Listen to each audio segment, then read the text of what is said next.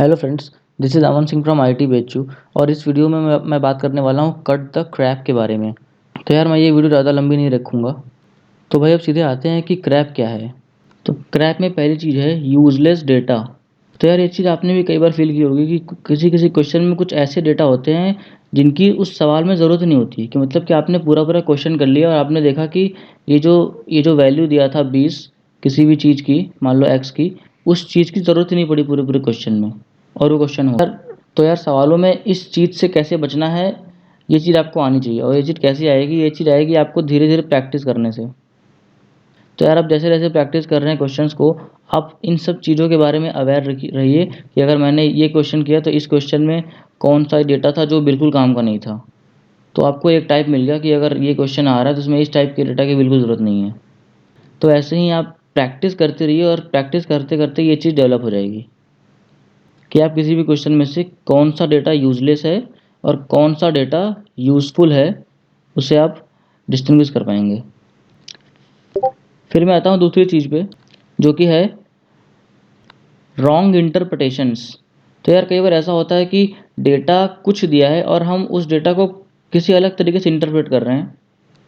तो इससे ये होता है कि यार क्वेश्चन हमें किस डायरेक्शन में ले जाना चाहता है, हम उधर नहीं जाते, हम कुछ किसी अलग ही डायरेक्शन में जा रहे होते हैं, और इससे हम क्वेश्चन कभी सॉल्व नहीं कर पाते, या फिर अगर सॉल्व भी हो जाता है तो हम गलत आंसर तक पहुंच जाते हैं। तो मैं आपको एक एग्जांपल देता हूँ, मतलब ज़्यादा ना बोलना, मैं इस चीज़ की आपको एक एग्जांपल देता हूँ कि कैसे हम क्वेश्चंस पे रॉन्ग इंटरप्रिटेशन निकालते हैं। जैसे कि एक कोई सर्कल है जिसका जनरल इक्वेशन है। तो जैसे कि एक सर्कल की कोई कोई जनरल सर्कल की इक्वेशन दी हुई है, x square plus y square minus a square equal to 0। और मान लो कि कोई एक रैंडम पॉइंट दिया गया है एच कॉमा के। मैं ये काफ़ी बेसिक एग्जांपल ले रहा हूँ कि अगर आपको दिया गया है कि आप इस पॉइंट से इस सर्कल पे जो टेंजेंट है उसकी लेंथ निकालिए, तो आपको पता होगा कि टेंजेंट की जो लेंथ होती है वो होती है √S1। मतलब कि एच कॉमा के को एक्स और के की जगह रख दीजिए और उसका अंडर रूट निकाल लीजिए, तो वो हो जाएगी लेंथ ऑफ टेंजेंट। पर आप लोग क्या करते हैं कि जैसे ही ये क्वेश्चन आपके पास आएगा, आप सबसे पहले क्या करेंगे कि आप सबसे पहले इस सर्कल का सेंटर निकालेंगे, फिर आप इस सर्कल का रेडियस निकालेंगे। तो क्या इन दोनों चीज़ों की ज़रूरत थी इस क्वेश्चन में, सेंटर और रेडियस की? बिल्कुल नहीं थी। पर हमने इस चीज़ को रॉन्ग इंटरप्रेट किया ना, कि क्वेश्चन में हमसे पूछा जा रहा है ये, और हम फालतू में इसका सेंटर और रेडियस में अपना टाइम वेस्ट कर रहे हैं निकालने में। तो इस चीज़ से बचना है। तो अगेन ये चीज़ कैसे आएगी? तो जैसे जैसे आप प्रैक्टिस कर रहे हैं, जैसे कि अब आपको ये बात पता चल चुकी है कि कैसे आप गलत इंटरप्रिटेशन बनाते हैं, तो आप बस इस बारे में अवेयर रहिए जैसे जैसे आप क्वेश्चन कर रहे हैं कि आपको क्या नहीं करना और क्या करना है। तो ये चीज़ अपने आप डेवलप हो जाएगी कि आप क्वेश्चंस पे रॉन्ग इंटरप्रिटेशंस नहीं बनाएंगे, तो आप सवाल के सॉल्यूशन की तरफ जल्दी पहुंच पाएंगे। एक और चीज़ है जिसको मैं बोलता हूँ क्रैप, वो है रैंडम अनोइंग डेटा। तो अब ये रैंडम अनोइंग डेटा क्या है? तो जैसे कि मैं आपको केमिस्ट्री का एग्जांपल देता हूँ। कि जैसे आप मान लीजिए कि फिजिकल केमिस्ट्री का क्वेश्चन कर रहे हैं, तो उसमें कुछ अजीब से डेटा दिए होते हैं। जैसे मान लीजिए कि प्रेशर की वैल्यू दे दी गई है 1.6732 बार। तो ये थोड़ा अजीब सा डेटा हो गया।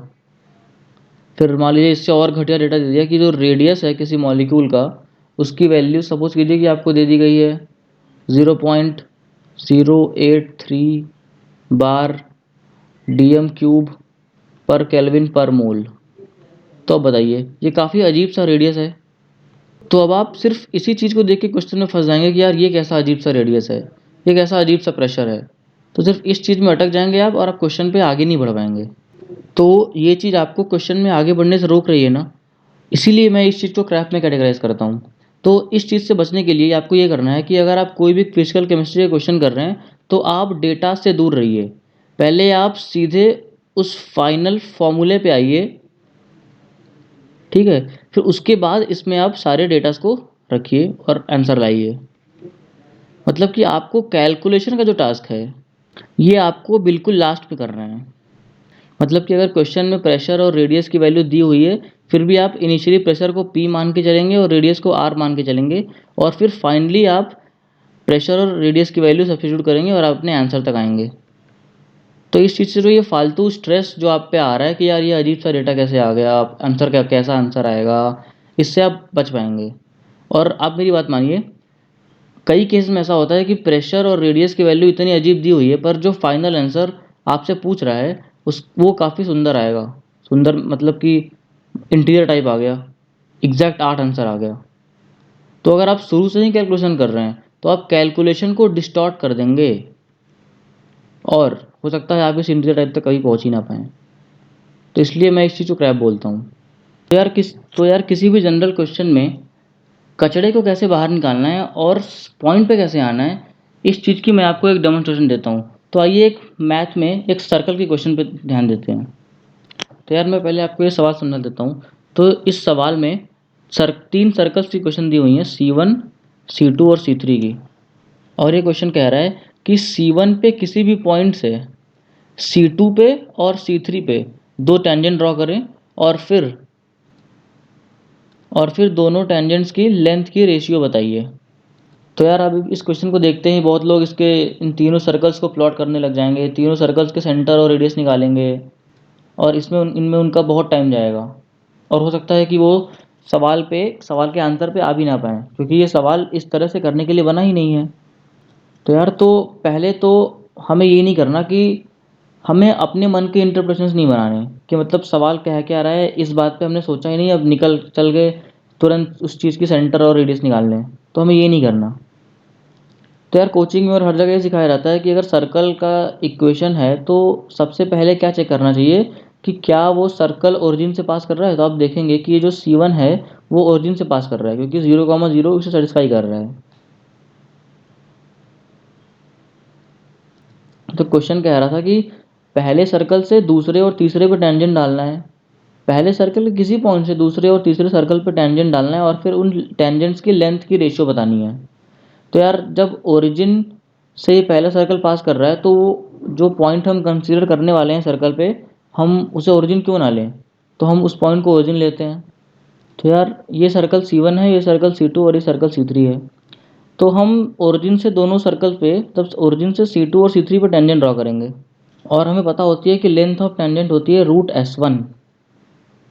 तो फिर लेंथ ऑफ टेंजेंट का रेशियो क्या हो जाएगा, √S1 for C2 divided by √S2 for C3।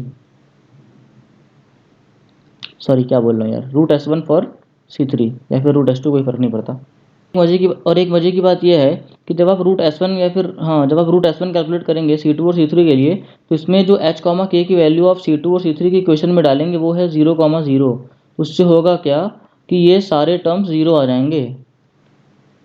तो आपका आंसर क्या आ जाएगा, √75/300 जो कि है 1/2। तो देखिए कितने आसानी से इसका आंसर आ गया 1/2। तो अगर आप इस क्वेश्चन को इस तरह से अप्रोच करते कि आप पहले सेंटर निकाल रहे हैं, फिर रेडियस निकाल रहे हैं, फिर आगे बढ़ रहे हैं, तो शायद आप इस यहाँ पे नहीं पहुँच पाते। और अगर आप पहुँचते भी तो काफ़ी टाइम बर्बाद करने के बाद, पर भाई हमें तो जेईई का पेपर देना है तो टाइम लिमिट तो हमारे लिए सबसे पहले प्रायोरिटी बनती है ना।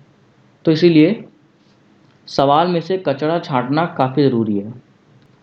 अब देखो यार ये वीडियो कोई नॉर्मल वीडियो नहीं है, तो फिर यार इस वीडियो को देखने के तरीके भी नॉर्मल नहीं होंगे। तो मैं बता रहा हूँ कि इस वीडियो को आपको कैसे देखना है। मैं नहीं चाहता कि ये वीडियो आपके किसी भी नेटफ्लिक्स या किसी यूट्यूब कॉमेडी वीडियो की तरह हो। तो मैं चाहता हूँ कि आप इस वीडियो को देखें और कुछ सीखें। तो इसके लिए आपको ये करना है कि आप ये वीडियो देखें और उसके बाद कमेंट बॉक्स में हमें बताएं कि आपने इस वीडियो से क्या सीखा। और हाँ गाइस, एक और इम्पोर्टेंट अनाउंसमेंट, इस ग्रुप के डिस्क्रिप्शन में मैंने द जेई कम्युनिटी के प्रीमियम कम्युनिटी की लिंक डाल रखी है। तो जितने भी सीरियस बच्चे हैं जो किसी अच्छे रैंक के लिए काम कर रहे हैं जेई में, वो उस ग्रुप का फ़ायदा उठा सकते हैं।